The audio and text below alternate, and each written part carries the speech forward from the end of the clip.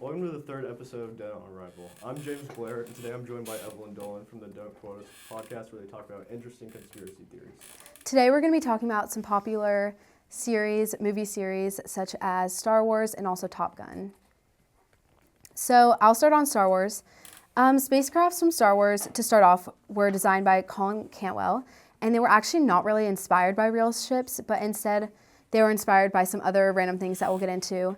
So George Lucas is an American filmmaker, and he's best known for creating Star Wars and also being a part of Indiana Jones franchises. And he hired Cantwell in 1975 to help him design the spaceships for the Star Wars series. And so Cantwell has recently passed, but George Lucas has said that Colin's artistry helped him build out the visual foundations for so many ships that are instantly recognizable today. His talent was and remains evident for all to see. Colin Cantwell, who has previous NASA experience, worked at JPL, which is Jet Propulsion Laboratory, and this is a world-renowned, federally funded research and development center specializing in robotic space and Earth exploration. So he did pass in May 1st, 2022, and his legacy has been preserved on a website which is run by his estate, and this website is colincantwell.com. This is where most of our knowledge comes from for his inspiration regarding his designs for Star Wars. And he has created the TIE Fighter, X-Wing Fighter, Star Destroyer, and so many other ships that are super iconic and are very recognizable if you were to see them and if you were a Star Wars fan. So first we're going to talk about the Millennium Falcon. And this is a shabby, heavily modified Carillion YT-1300F light fighter model. And it was originally owned by Lando Calrissian, but is most well known under its ownership of the smuggler Han Solo and Chewbacca. It was featured in a total of 8 live-action movies, and this includes its debut in the 4th episode, A New Hope, where it was known as the, quote, piece of junk, with a very aged exterior and yet it had legendary speed and highly customized modifications, which allowed it to be significantly faster than other ships. Its design was inspired by no military planes or ships, but instead by a, quote, mechanical lizard. And I guess that's kind of interesting because when you look at it, you don't really see a lizard, but it is interesting how that was his inspiration behind it. Yeah, I thought there would be some aerospace inspiration. Mm-hmm. It does look very unique. There's nothing quite like it. Yeah. So I guess it does kind of make sense that it's inspired by something strange. Yeah. Looking into this, I thought that some of it would be from military planes or something like that, but I mean, not really. And that's true for the X-Wing also. So the X-Wing are starfighters with versatility as its most important feature. This is its most well-known feature. And unlike most specialized Imperial ships, the X-Wing is equipped with a hyperdrive for long-range missions, deflector shields for durability, and a dedicated astromech droid socket for mid-flight repairs and navigation. This combination, along with its signature S-foils that widen the firing arc of its 4 laser cannons, make it the ideal jack-of-all-trades craft, which allowed the rebellion to take on much larger Imperial forces. So this was a super unique design that was not really taken from anything else.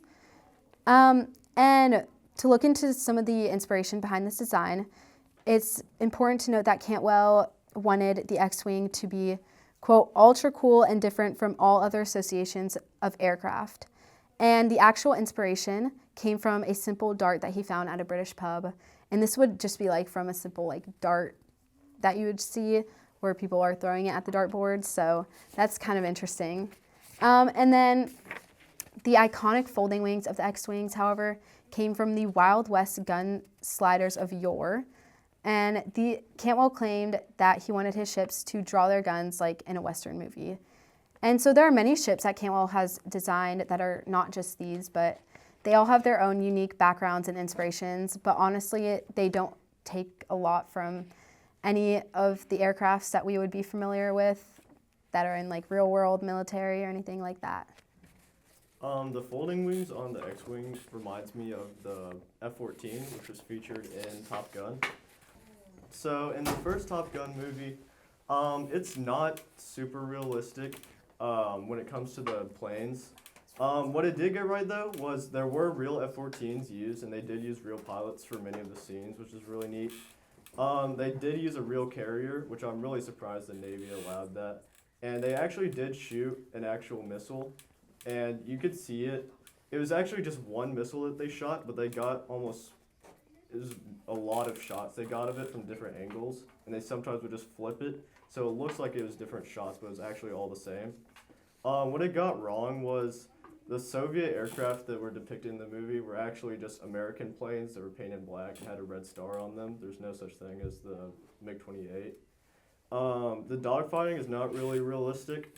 They get really close to each other, and they can shoot from, nearly 1,000 yards. They're definitely, and the guns they use, they shoot way faster in real life, which I think it would be neater if they showed the accurate fire rate to show how impressive they were. The radar, it can be seen like sweeping all around, which isn't realistic. It only has around like 140 degrees of sweep angle at the front. And also they would have shot their missiles way before they even saw each other. So I understand the first scene, they're just trying to like wave them off and get them out of their airspace, but when they're getting attacked in the second fight, they would have been blown up probably 20 miles before they even saw each other.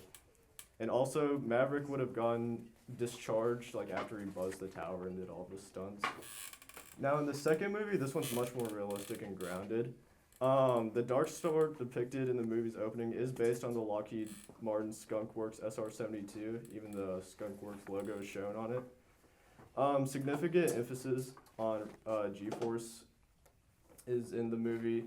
G-Force is a real threat pilots have to deal with when they're in the air, because when they're pulling those G's, the blood is being pulled down from their head and into their legs. This makes them black out and makes it much harder to think properly. And they did also use real F-18s, and the controls in the cockpit were also pretty real, except for some minor things on the heads-up display and whatnot. What it got wrong, when Maverick ejects at Mach 10, he would have just been ripped to shreds immediately by the air. He would not have survived. The F-18s would have probably not been used in the mission they did, because if there were radar like that, they would have most likely used something stealthier, and they also would have probably blown up the missile sites beforehand, making it much safer for the pilots. A lack of emphasis on the electronic warfare. They jam a lot in modern warfare, so their radars wouldn't work, their GPS might not work, making it harder for them to navigate. The dogfighting, again, not super realistic, and the fire rate was still slower than the actual planes. And also a fourth generation fighter would definitely have been blown up by the two SU-57s. There's just no chance that they would survive that. And how it affected pop culture, it made the Navy look really neat, which definitely helped enlistment and gave more awareness to the military. It definitely made a lot of people, that definitely like influenced their childhoods and made them enjoy aviation. The music was definitely like a music sensation. Like everyone knows the theme song, and like from all the scenes, there's so many popular songs. And the first movie made approximately $352 million, which in itself is a ton. But the second movie over tripled that, making $1.323 billion, which is insane to me. Yeah, and I mean, I think a lot of what you said there is true for a lot of movies. Like, they tend to make things a lot more dramatic and a lot more just not true and not realistic, even if it is supposed to be somewhat realistic movie like Top Gun. So that's definitely very common in popular movies. Yeah.